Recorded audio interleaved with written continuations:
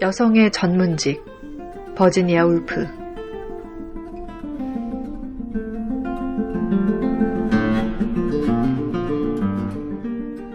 여러분의 간사님은 저를 이 자리에 초청하면서 이 협회가 여성의 고용과 관련된 일을 한다는 언급과 함께 내가 여러분에게 나 자신의 직업적인 경험을 들려주면 어떻겠냐는 의견을 건넸습니다. 내가 여성인 것은 사실입니다. 내가 일에 종사하고 있는 것도 맞고요. 하지만 내가 어떤 직업적인 경험을 해봤을까요? 내 직업은 문학입니다. 그리고 이 직업에는 오직 이 직업이 처한 단계를 제외하면 여성에게 전할 만한 경험이 다른 어떤 분야보다도 거의 없다시피 합니다. 여성에게 특별하다고 할 만한 경험이 드물다는 말입니다. 페니 버니, 에프라 벤, 해리엇 마티노, 제인 오스틴, 조지 엘리엇 같은 사람들이 아주 오래전에 길을 닦아놓았으니까요. 길을 반반하게 고르고 나의 행로를 바로잡아준 유명한 많은 여성들이, 또한 이름 없이 사라진 더 많은 여성들이 내 앞에 있었습니다. 따라서 글을 쓰기 시작했을 때 내 앞에는 물질적인 장애물이 거의 없었습니다. 글쓰기는 평판도 좋고 무해한 직업이었으니까요. 글을 끼적인다고 해서 가족의 평화가 깨지는 것은 아니었습니다. 가족의 지갑에 든 돈을 필요로 하는 일도 없었습니다. 마음만 먹으면 16펜스에 셰익스피어의 모든 희곡을 충분히 쓰고도 남을 만큼의 종이를 살 수 있으니까요. 글을 쓰는 사람은 피아노나 모델, 파리, 비엔나, 베를린, 남자, 여자 선생님을 필요로 하지 않습니다. 싼 종이값은 두말할 것 없이 여성이 다른 어떤 직업보다 작가로 먼저 성공했던 이유입니다. 그러나 여러분에게 내 이야기를 들려주자면 그건 간단합니다. 여러분은 침실에서 손에 펜을 쥔 여자아이를 머릿속에 떠올리기만 하면 됩니다. 아이는 그 펜을 왼쪽에서 오른쪽으로 10시부터 1시까지 놀릴 뿐입니다.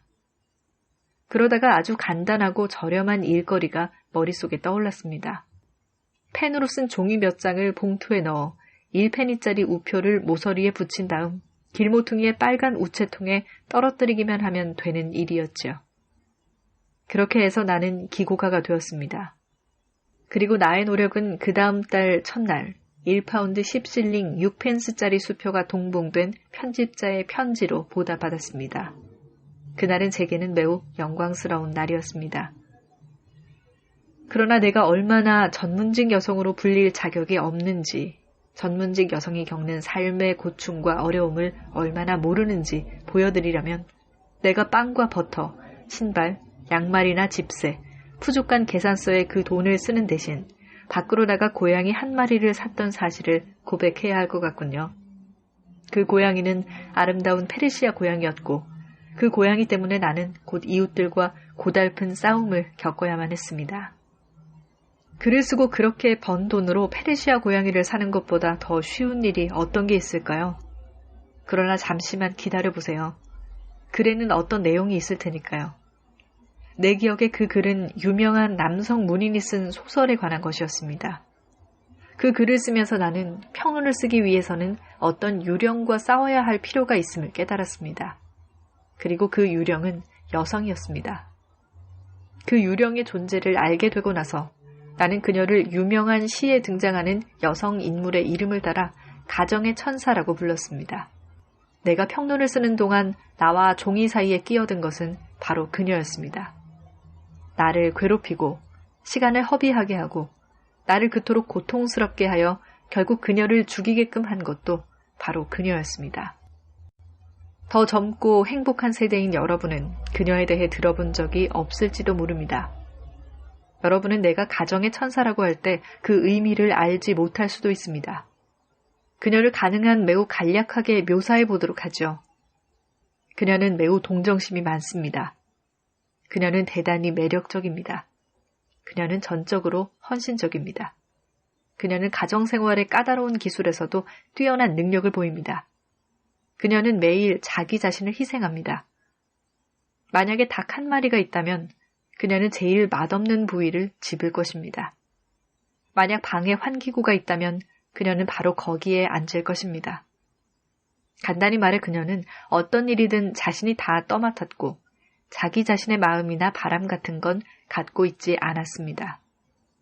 반대로 항상 다른 이의 마음과 바람에 공감하는 편을 택했습니다. 무엇보다 이런 말을 할 필요는 없지만 그녀는 순수했습니다. 그녀의 순수함은 가장 아름다운 부분으로 꼽힐 것이었죠. 그녀의 홍조, 얌전한 태도 같은 것들이 말입니다. 그 당시에는 빅토리아 시대 말기 모든 집에 천사가 있었습니다. 그리고 내가 글을 쓰기 시작했을 때 나는 그녀를 바로 첫 단어를 쓰자마자 마주쳤습니다. 그 천사의 날개 그림자는 바로 내가 쓰고 있는 종이 위에 드리워졌습니다. 나는 방 안에서 천사의 치맛자락이 스치는 소리를 들었습니다. 그러니까 저명한 남자가 쓴 소설을 비평하려고 손에 펜을 쥐자마자 천사는 내 뒤로 살그머니 다가와서는 속삭였습니다. 아가씨, 당신은 젊은 여성이에요. 당신은 남자가 쓴 책에 대해 쓰고 있습니다. 호의를 베푸세요. 부드럽게 대하세요. 듣기 좋은 말을 해주세요. 기만하세요. 당신의 성이 가진 모든 기술과 책략을 동원하세요. 당신이 자기 자신만의 세계를 가지고 있다고 생각하는 사람이 아무도 없게 하세요. 무엇보다 순수함을 지키세요. 그리고 그 천사는 마치 내 펜을 이끄는 것처럼 움직였습니다. 여기서 내 자신이 한 것으로 인정받을 만한 한 가지 일에 대해 말씀드려야 하겠습니다.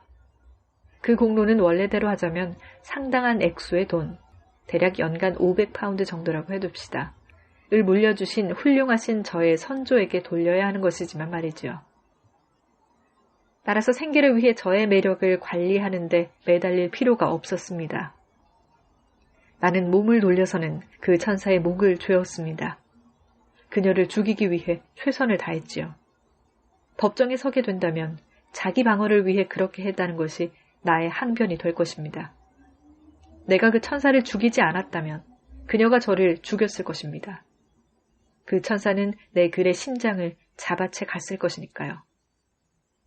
나는 종이에 펜을 대자마자 자기 자신만의 정신이 없다면, 또한 인간관계와 도덕, 성에 관한 진실이라고 생각하는 것을 표현하지 않고서는 한 편의 소설도 비평할 수 없을 것이라는 사실을 깨달았기 때문이죠. 그리고 이러한 모든 질문은 가정의 천사의 말을 따르면 여성이 자유롭고 공공연하게 다룰 수 없는 것이었습니다.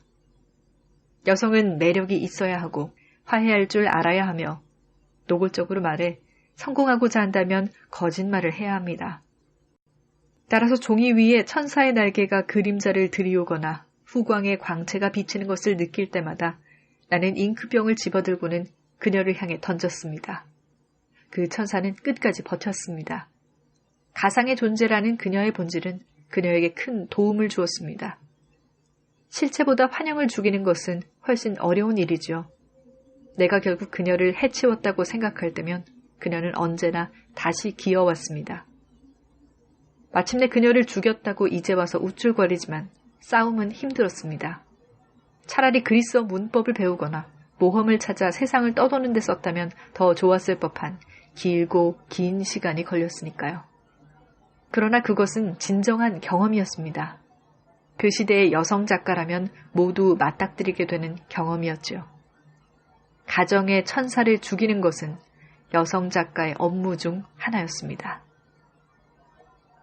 그러나 내 이야기를 계속하도록 하죠. 그 천사는 죽었습니다. 그렇다면 무엇이 남아있었을까요?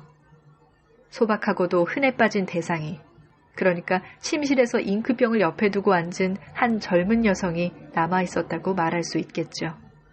다시 말해 이제 그 젊은 여성은 자신에게서 거짓을 제거하고 오직 자기 자신이기만 하면 되는 것이라고요. 하지만 그녀 자신이란 무엇인가요? 그러니까 여성이란 무엇일까요? 확실히 말하건대 저도 모릅니다. 여러분이 알고 있다고 생각하지도 않습니다. 인간이 재능을 발휘하는 모든 기술과 직업 분야에서 여성이 스스로 자신을 표현할 수 있을 때까지는 어느 누구도 알 수 없다고 생각합니다. 이것이 바로 내가 여기에 온 이유 중 하나입니다. 우리에게 자신의 경험을 토대로 여성이란 무엇인가를 보여주고 있는, 자신의 성공과 실패를 토대로 그러한 지극히 중요한 정보를 전해주고 있는 여러분에게 경의를 표하고자 여기에 온 것입니다. 이제 내 직업적인 경험에 관한 이야기를 계속하기로 하죠. 나는 첫 비평문으로 1파운드 10실링 6펜스를 벌었습니다. 그리고 그 수입으로 페르시아 고양이를 한 마리 샀습니다. 그러고 나자 점차 욕심이 생기기 시작했습니다. 나는 말했죠.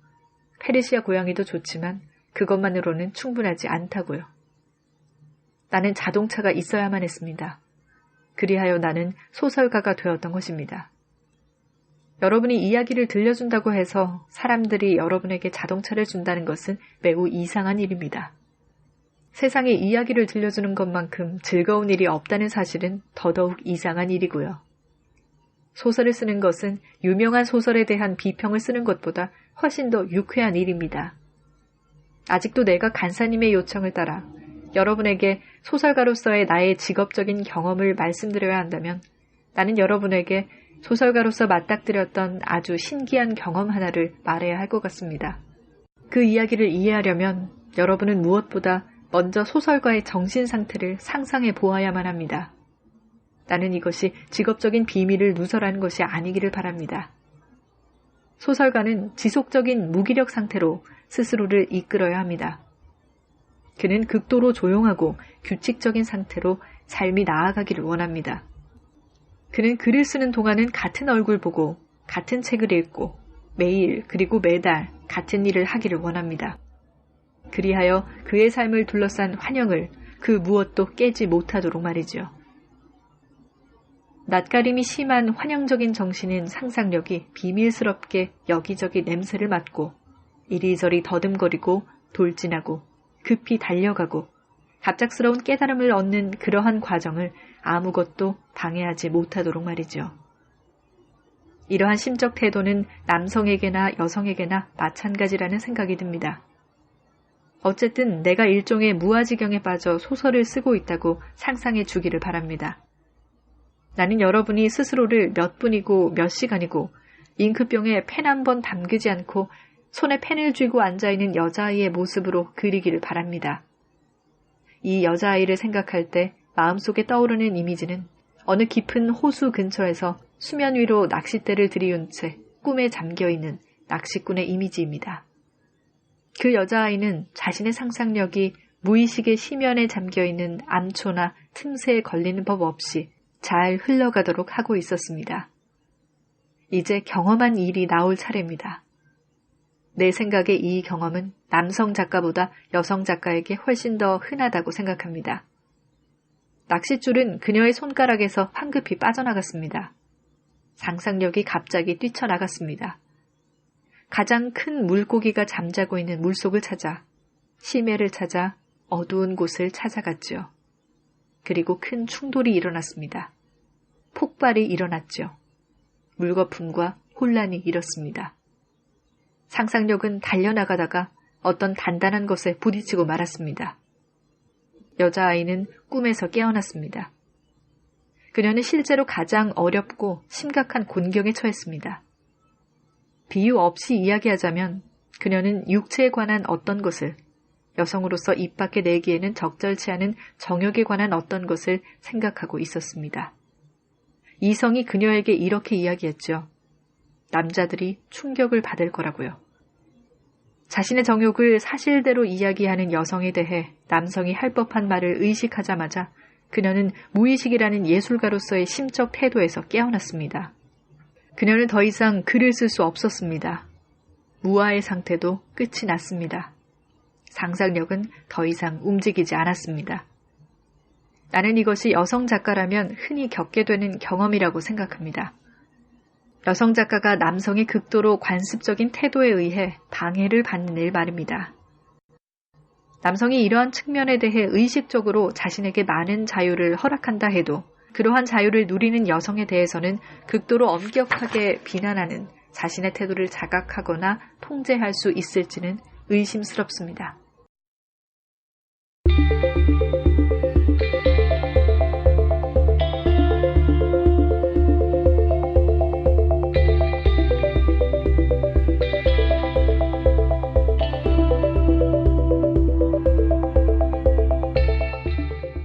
고품격 책수다 방송 책방 낭독 중독입니다.